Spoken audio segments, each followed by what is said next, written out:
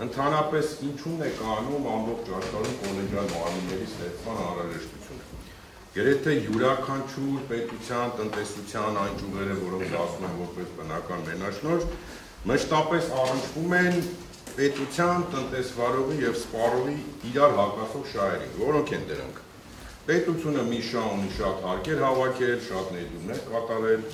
սպառողի շահը դա իհարկե էժան եւ ստաբիլ սակագին, դրա դիմաց որակյալ ծառայության մատուցում, ենթակառուցվածքների մատչելի եւ արագ հասանելիություն եւ իհարկե տնտեսվարողը, այդ թվում պետականություն, սեփականություն, պետականության սեփականությամբ շահը բնական մենաշնորհի սուբյեկտ որպես շահույթի ստացում, նվազ հարկեր, ներդրումների երաշխավորած վերադարձ։ Այ հենց այս շահերի բախումը, որը գոյություն ունի բնական մենաշնորհի ոլորտում, ստիպում է եւ օրհասական է բոլոր պետությունների համար ստեղծել միակ այդ բոլոր շահերի հավասարակշռման կետը, օղակը, իդեմս կոլեգիալ կարգավորող մարմինների տեսքով։ Մեր պետությունը դեռևս 97 թվականից որոշել է այդ ուղով շարժվել եւ հիմնադրումից ի վեր 97 թվականի հանձնաժողովից համաշխարհային բանկի մասնագետների սկսած վերջացրած այլ հեղինակավոր մասնագետներից, որոնք ահռելի փորձ ունեին այս կարգավորման ոլորտներում, օժանդակեցին պետությանը եւ ստեղծվեց մի հատ օրենք եւ օրենսդրական դաշտ, որը նույն մասնագետների եւ միջազգային կառույցների գրանցմամբ գրեթե լավագույն օրենքներից մեկն է։ Եվ ՀՑԿ մարմնի մասին օրենքով սահմանվեց հանրային ծառայությունների կարգավորող հանձնաժողովը այդ թվում կարգավորող մարմնի միակ էական առաքելությունը։ Դա է հավասարակշռել սպառողների եւ հանրային ծառայությունների ոլորտում կարգավորող գործունեություն ունեցող անձանց շահերը։ Միակ էական առաքելությունը եւ հետեւաբար հատկանշական է, որ նշվածից հենց այս առաքելության ներքո է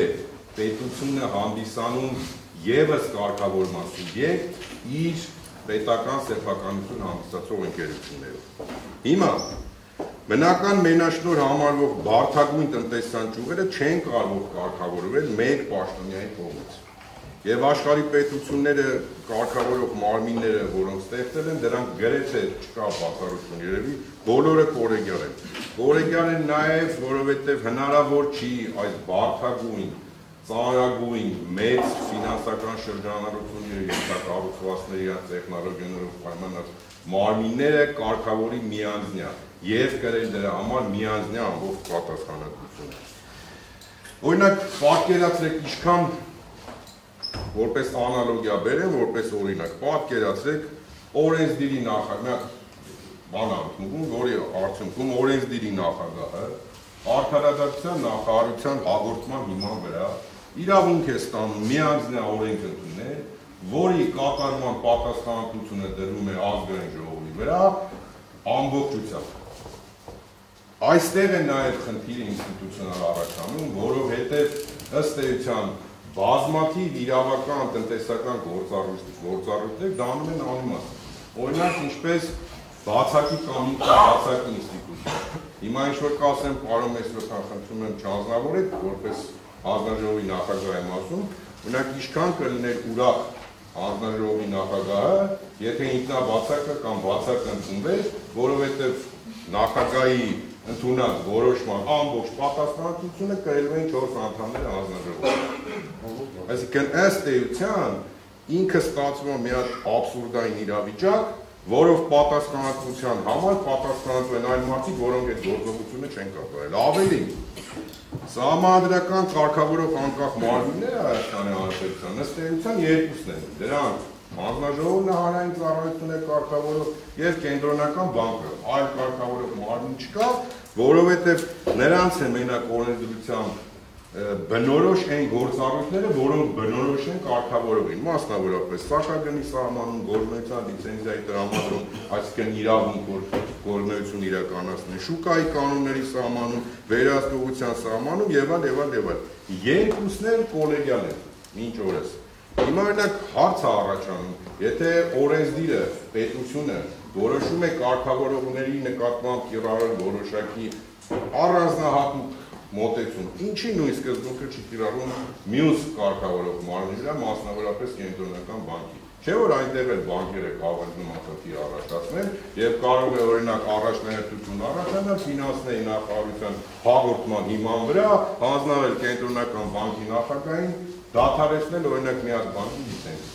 Մյուս խնդիրը այս բոլոր իրավակարգավորների ներքո օրենսդիր եւ գործադիր մարմինները արձագանքել են, որ էներգետիկ ոլորտում առկա է կառավարման ճգնաժամ, որը կամ չի նկատում ՀՑԿ-ն, կամ նկատում է, բայց իզորու չի օրենսդրությամբ ամրագրած իրավասությունների կոլեգիալության շրջանակում լուծում տալ, ճգնաժամի նպաստով կամ առկա խնդիրներին, եւ այս խնդիրը կարող է լուծվել միայն պետական լիազոր մարմնի տեղեկատվության հիման վրա, ՀՑԿ ընդամենը մեկ անդամի անհատական որոշմամբ։ Չեմ ուզում անդրադառնամ այն խնդրին, թե ինչ ընթացակարգով են կազմակերպվել թվարկված գործառույթների փոփոխությունները, օրենսդրական նախագծերը նկատում են, որտեղ ինչքան հասկացանք ԶԼՄ-ներում տեղի ունեցած հանձնաժողովի նախագահի եւ լրագրողների բանավոր գրավոր շփումներին, տենց են անայդ դառավ այդ օրենսների նախագծերը ուղարկվել են պաշտոնապես կարգի, չեն ուղարկվել, ինչ է կառարկել, ինչը չէ կառարկել, համենայն դեպս ես հասկանում եմ եւ գիտեմ, որ դրանք թաքուն process, գաղտնի process չեն կարող լինել, դրանք պետք է լինեն թափանցիկ։ Նշվում է նաեւ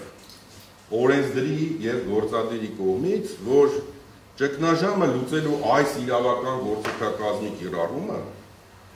ուղղված է հետևյալ նպատակներին՝ միտումնավոր եղանակով էներգետիկ ճգնաժամի ստեղծման ռիսկերի կանխարգելմանը, իմիջիայլոց սա թե օրենսդրական նախաձեռնության հիմքում դրված թե կառավարության կողմից է պաշտոնապես հայտարարվել, երկրորդը հանրային կապի ապահովումը պետական անվտանգությանը սպառնացող հնարավոր ռիսկերի վերացումը եւ հետցում տեղի ունեցած չարաշահումների քողարկման բացառումը եւ հետագա չարաշահումների կանխարգելումը։ Եթե բոլորը հարգելի ներկաներ լսեցիք, գրված է արկա ժամանակով որպես փաստ, բայց դեռևս որևէ փաստ մենք չունենք այս պայծրությամբ, չէ՞ այդ պայծրությամբ, հա։ Դրանից հետո լիազոր մարմինը կառավարության տկենը ներկայացնում է հաղորդում ՀՑԿ-ի նախագահին, որտեղ կայացած կառավարման ճգնաժամի վերաբերյալ նշում է ընդհանրապես 9 պատճառ, հա, 9 թե 10, որոնցից մեծ մասը վերաբերում են հենց տկեն իրավասություններին եւ դրանց լուծումը հենց իրենց իրավասությունների ներքո է, կամ պետական սեփականություն հանդիսացող կարգավորված անձանց տիրույթում է, ուրեմն նշված թվային տվյալները կամ չափելի չեն, կամ հաշվառելի չեն, կամ ինչ-որ անհասկանալի սկզբունքով են գրած, օրինակ բերեմ մի հատ մի միլիոնատ բողոք է, որ հեծը թեժ գծով ստացել է, կարող է մեկը սխալվել է, էլի ներառված։ Դրանց մի վարսը գտնվում են կարգավորող իրավասության ներքո եւ տկենը ընդհանրապես գործառույթների հետ կապ չունի։ Վերջո օրենսդրությամբ ամրագրած այն սկզբունքը առայն, եթե նույնիսկ այնպես մտածենք, որ լիազոր մարմինը հանդես է գալի օժանդակողի դերում, օժանդակումը չի նշանակում նույն ինֆորմացիան վերցնել կարգավորողից եւ նույն ձև վերադարձնել կարգավորողին։ Պետք է որոշակի վերլուծություն արվի, անալիտիկա եւ այլ։ Բայց ինչեւէ, փաստ ենք հարգելի ներկաներ, որ հետ ՓԲ-ում տկենի մատնանշված խնդիրների ամբողջականությունն է հանդիսանում վերը թվարկված ճգնաժամի հաստված պատճառները չի կարող առանձին խնդիր դիտարկվել, այդ դեպքի ամբողջական լինի։ Ու ինչ է ստացվում։ Դրանից հետո թե ինչ ներքին ընթացակարգով, ինչքանով որ ես հանձնաժողովի անդրայում աշխատել դրա մանրամասնում, ՀՑԿ որ մասնագիտական ստորաբաժանման կողմից պարզ չէ քանի օրում եւ այլ, ՀՑԿ շուտ 25 տարվա պատմության մեջ առաջին անդամ հանձնաժողովի նախագահի կողմից 1A անհատական որոշում է ընդունում եւ ուղարկվում է, հարուցվում է վարույթ։ Իմիջիայլոց ինչեւ ես այս հարցերը բարձրացնում թե պարզ չէ ոնց, որտեղ կարգավորողի սկզբունքներից մեկը թափանցիկ աշխատանքի ապահովումը, այս մասում ամենայն դեպս ոչ կարգ կա, ոչ էլ թափանցիկություն, ընկալելի չի։ Հիմա առնվազն ինձ մոտ բազմաթիվ հարցեր են առաջանում այն տիրույթների հետ, որտեղ օրենսդիրը վերնշած օրենսդրությունների փոփոխությունից հետո չի ենթադրել որևէ մի ուճուր անհրաժեշտ գործողություն համալիր տեսանկյունից, հա, որ կարելի է ապահովել օրինակ ՀՑԿ-ի նախագահի որոշակի գործողությունների կանխատեսելիություն կամ շարունակականություն։ Մասնավոր օրինակ բերեմ, օրինակ նախատեսել է օրենսդիրը, որ պետք է վարույթի պարոն Մեսրոպյանի որոշմամբ, բայց ով պետք է երկարաձգնի հանրատական որոշումը պարոն Մեսրոպյանի նախատեսած չի, թողած է 5 կարգավորումը, որ դա վարչական վարույթ իրականացնող մարմինն է իրականացնում։ Հիմա ինչ է պարզվում վարույթի ավարտին։ Պարզվում է, որ ՏԿՆ-ն հաղորդման մեջ մեծ չափերի խնդիրները, ամբողջականությունը, այսպես ասած, այդքան էլ ամբողջական չի, քանզի ներկայացած կետերից, եթե 9 կամ 10-ը լավ չեմ հիշում, առնվազն 6-ը թե 7-ը ՏԿՆ տիրույթում չեն ընդհանրապես։ Իսկ եթե այդ ամբողջականությունը քանդվում է, հետ էին ասում իմ գործընկերները, հետևաբար այն նպատակներին, որով կառավարվել ու առաջնորդվել է թե օրենսդիրը, թե գործադիրը, եթե այդ ամբողջականությունը չկա, հետևաբար այդ ամբողջականության բացակայությունը չի կարող հավաստել, որ այն խնդիրների լուծմանը կարելի է այս մեթոդներով հասնել։ Մնաց 3 կետ այդ հաղորդման մեջ, որին ավելացավ ևս 3 կետ եւ ստացավ այնպես, որ այդ 6 կետներ գտնվում են կարգավորողի լիազորությունների տիրույթում եւ ՏԿՆ-ի հետ ընդհանրապես կապ չունեն։ Հիմա ինչ խնդիրներ, որ արձանագրել է հարգարժան հանձնաժողովը այս գործառույթների մեջ, այս վարույթի վերջնական որոշման մեջ,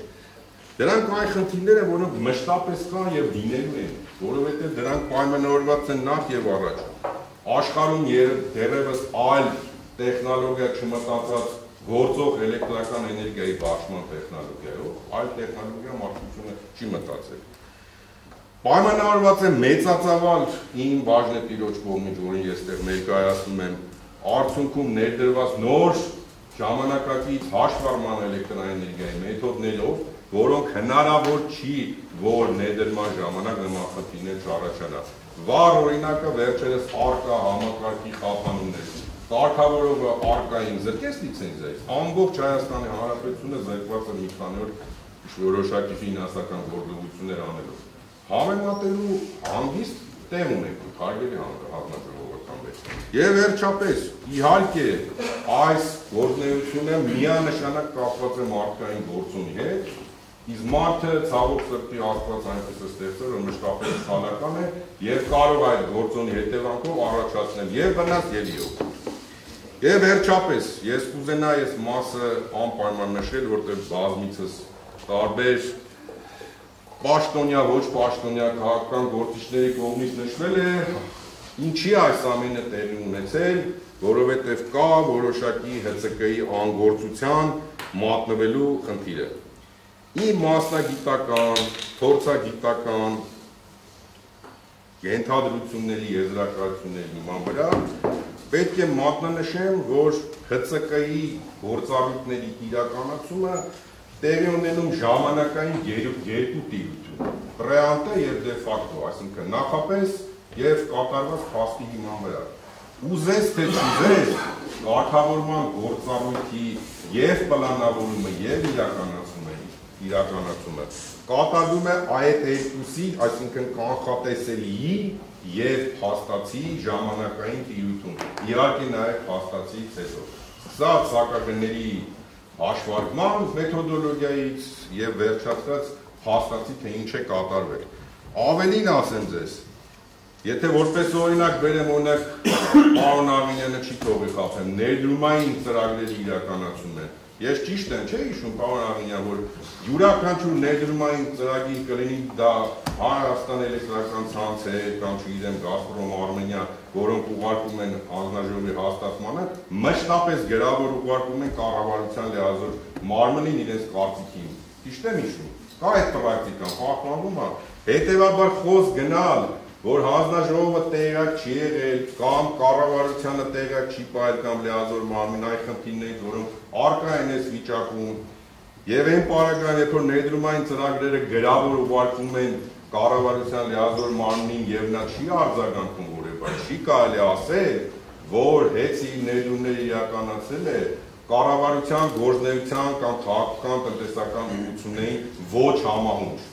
Ցանկացած առաջարկ կառավարության կողմից ներդրումային ծրագրերի ուղղության փոփոխության, ուղղությունների ավելացման մշտապես պարտավոր է կատարել հեծը։ պարտավոր ուղղակի, թե դա ներառում է ներդրումային ծրագիր։ Եվ վերջապես բոլոր գործիքակազմը, ամբողջ գործիքակազմը, որը որ օժտված է կարգավորող մարմինը իր օրենսդրությամբ սահմանված լիազորությունների շրջանակներում, ամբողջովին բավարարում է, որպեսզի թե դե ֆակտո, թե պրեանտե լուծել այն բոլոր հարցերը, որոնք կուտակվել են Հայաստանի էլեկտրական ցանցերի առաջ, այսինքն դրա համար ուղղակի պետք է ոչ թե դա որակել որպես ոչ թե հանգործություն ՀՑԿ-ի կողմից, այլ պետք է անցնի այդ ժամանակը եւ փաստվի, եւ փաստացի հիման վրա կատարվի որոշակի գործողություն։ Եվ վերջում, եթե նկատեցիք հարգելի գործընկերներ, ես որևէ կոնկրետ փաստ, որը մատնանշված է վարչական բարություն, մի հատ չեմ բարձրաձայնել, ընդամենը 1-2 օրինակ։ Ինչի չեմ բարձրաձայնել, որովհետև այս իմ թվարկվածը արդեն իսկ ապացույց է, որ օրենսդիրի կողմից այս օրենսդրական կարգավորման շրջանակներում խախտվել է հանձնաժողովի միակ կարևորագույն գործառույթը՝ շահերի հավասարակշռման գործառույթը։